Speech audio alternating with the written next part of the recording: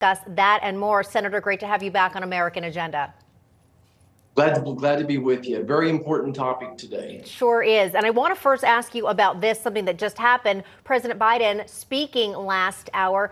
Here is something that he said about NATO. Take a listen. NATO is a sacred commitment.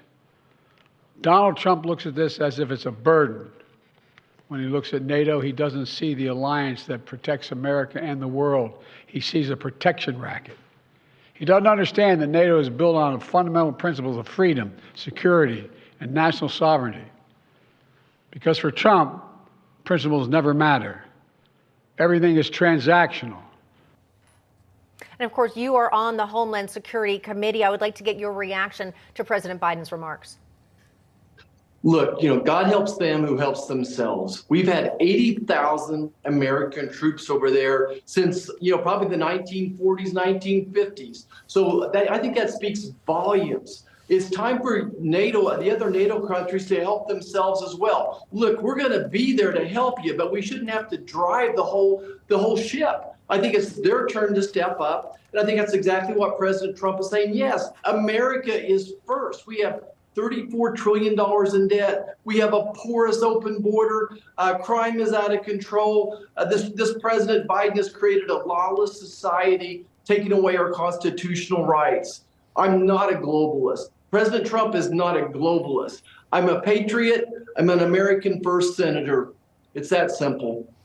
Senator, would you feel better about this bill if it were in fact tied into border funding? That if it had both of those in on it and they went about it a different way, not shoveling it through during Super Bowl Sunday, may you get on board with something like this? Look, it had to have border security in it. All along, Joe Biden's priority was never to secure the border. His priority was always to get the funding for Ukraine, and then this charade of pretending like he was trying to do something on the border. All he wanted to do was grease the skids to get more people across the finish line. Remember, Joe Biden flew in over 2 million people, gave them parole, and this bill would have given him unlimited power to do even more of that.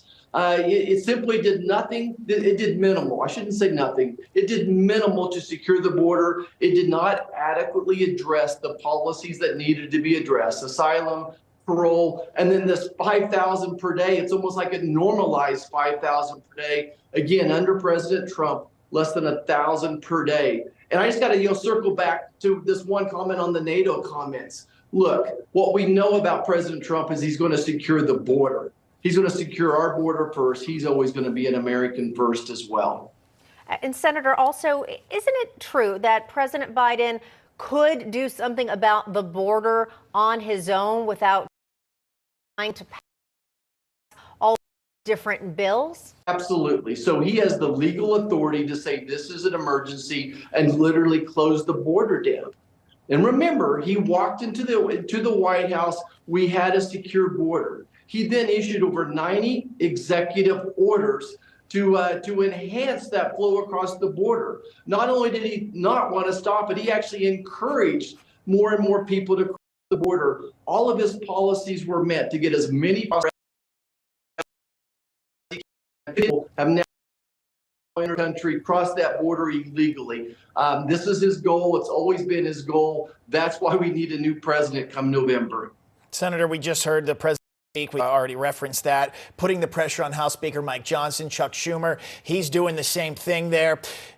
House Speaker Mike Johnson, he's going to have a serious decision to make, bring this bill up in a timely manner. He said it could potentially take weeks. He said maybe bring it to a vote here. What do you think happens? There's going to make a difference. I would encourage them to call their own representatives and ask them not to bring this to the floor. Do not sign the discharge petition. Do not surrender and give the power to the Democrats. That, look, we have a funding problem right now we need to face. The federal government's going to shut down come this March. Let's get our own house in order. Only in Washington, D.C. would we do a supplemental funding bill to other countries before we even taking care of our own budget as well. So let's focus on trimming our budget, trying to get towards a balanced budget of let's secure the border. Do not bring this to the floor. It's that simple. All right, Senator, I'm going to switch gears with you. I want to ask you about something that you posted on X yesterday regarding the Chinese company Temu. Now, Temu dropped $21 million on 3 separate Super Bowl ads. And here's what you said. If you were watching the Super Bowl wondering what Temu is and why they had so many ads, you weren't the only one. On Super Bowl Sunday, Temu, a CC-backed company, aired 6 commercials totaling over $21 million. Your money and data are not safe with this CC-controlled company. Of course, there were also I know some as well. You say that Temu is a risk. Why? Look, people tune into the Super Bowl to watch Travis and Tay-Tay, not to watch Communist Chinese Party advertisements. People need to realize what Temu is.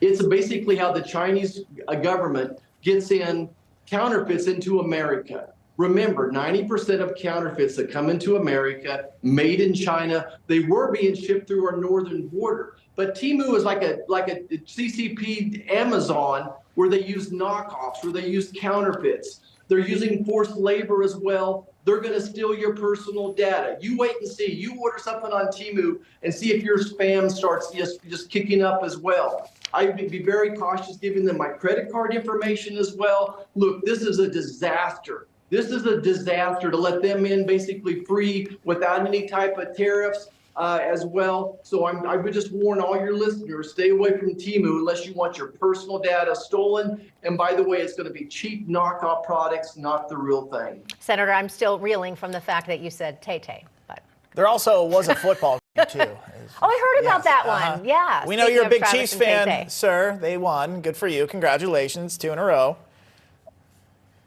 Thank you so much. I'm honored, getting ready for the big parade here tomorrow in Kansas City. I can't wait to go out there and cheer the Chiefs on. Look, this was a great team victory. So proud of all the efforts, the coaches, the players, underdogs the whole way, made it even more special. Congratulations to the Kansas City Chiefs. Okay, Indeed. Next year, go Steelers. Okay, I'm just Go going to throw that.